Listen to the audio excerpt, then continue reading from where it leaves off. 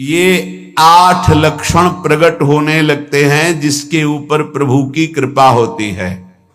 पहला, घोर अपराध करने वाले के प्रति भी दया की भावना, शांति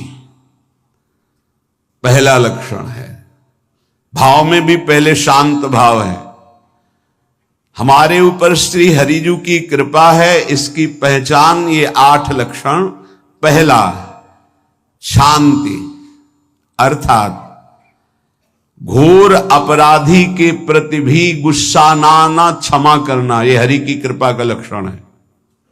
देख लो भाई, घोर अपराधी शब्द तो जाने दो, जरा सा प्रतिकूल हो जाए तो लाख समझाओ पर भ्रकुटी तनी रहती है। ईर्ष्या, द्वेष, मात्सर्य, द्रोह, ये उपासक के हृदय की विषय नहीं, ये तो गंदे विषयी पुरुषों के हृदय के लक्षण हैं।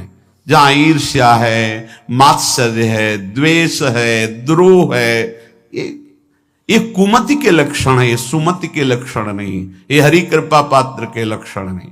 आपसे जो अपराध कर रहा है, द्रोह कर रहा है, आपका क्षमा बल ये हरि प्रसाद से होता है। शांति, क्षमा बल, शांति, सह गया, क्या करूं, सहना ही पड़ेगा क्योंकि भगवत मार्ग में वो ऐसा नहीं होता। शांति, बुरा ही नहीं लगा, हरि कृपा पात्र को बुरा ही नहीं लगा। उमा संत के यही बड़ाई, मंद करत जो करे भलाई, ये सीधा शांति की व्याख्या है। अपने यहां मंगल गान में, करत जे अनसहन निंदक तिनहु पे अनुग्रह कियो, यह है हरि कृपा, यह है आचार्य कृपा, गुरु कृपा। अपराधी पर भी क्षमा का भाव होना,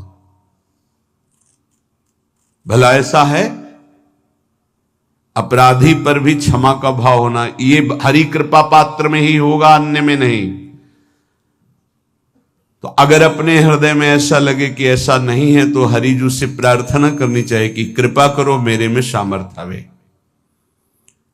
दूसरा, अनुसूया, वो किसी भी के प्रति कभी भी कोई दोष दर्शन ही नहीं करेगा। दोष कथन, दोष श्रवण की तो बात जाने दो।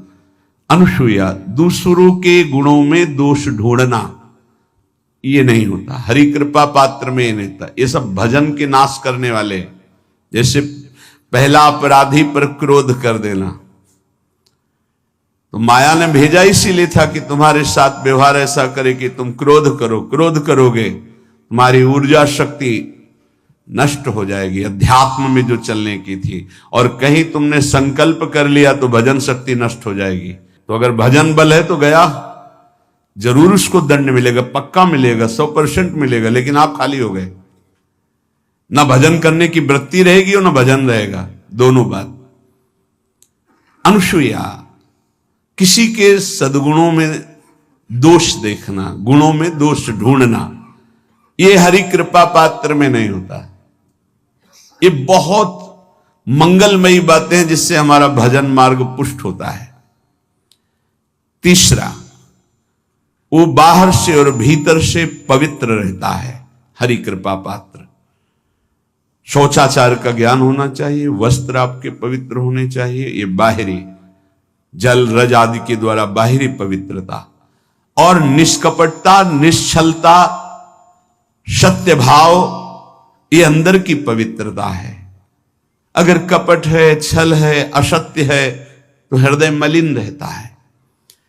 भीतर और बाहर से पवित्र रहना, इसमें खास बात क्या है भीतर और बाहर से पवित्र रहने में? भीतर और बाहर से सदैव पवित्र कौन रह सकता है? तो बोले जो पुंडरीकाक्ष भगवान श्री हरि का, प्रियाजू का स्मरण करता रहता है, वो शवायाभ्यंतर शुचि, वो बाह्य और अभ्यंतर दोनों से पावन रहता है। तीसरी जो कृपा का लक्षण है, अर्थात वो सदैव भगवत चिंतन परायण, शौचाचार का पालन करने वाला, बाहर और भीतर से हरि कृपा पात्र पवित्र रहता है। लघु शंका में जल पात्र में रखा जाता है, जनेंद्रिय को पवित्र किया जाता है, फिर हाथ रज से धो के, फिर कुल्ला करके, आचमन करके, पैर धोकर, ऐसे पवित्र आचरण, ऐसे पशुवत व्यवहार ठीक नहीं। कुछ लोग ऐसी गलती करते हैं कि जिसमें शौच हुआ जाता है उसी में बैठकर लघु शंका करते, तो सारे वस्त्र, पूरा शरीर अपवित्र हो गया आपका। अब तो अटैच बाथरूम की व्यवस्था माया ने कर दी है। हमें लगता है कि शौचालय अलग होना चाहिए और स्नान गृह अलग होना चाहिए, थोड़ा ही चाहे भेद हो, अंतराय होना चाहिए पवित्रता के लिए। अब ये शौचालय है, यही स्नान करना है, यही लघु शंका करनी है, तो पवित्रता